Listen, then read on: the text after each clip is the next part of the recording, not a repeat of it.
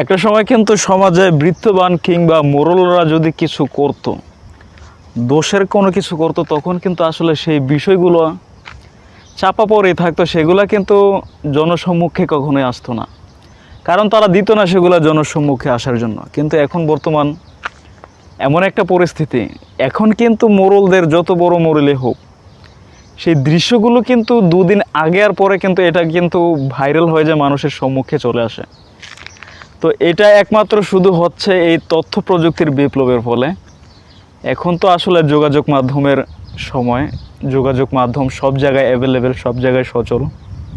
তো যখনই সুযোগ পাচ্ছে মানুষ, তখনই কিন্তু কারো দুর্বলতা নিয়ে এই সোশ্যাল মিডিয়া আপলোড করে দিতেছে, কারো কুকর্ম অকর্ম সোশ্যাল মিডিয়ার মধ্যে ফাঁস করে দিতেছে। তো এখন কিন্তু আর ওই মোড়লরা কিন্তু এখনও রেহাই পাচ্ছে না, দুদিন আগের পরে তারা কিন্তু ফেঁসে যাচ্ছে কোনোভাবে।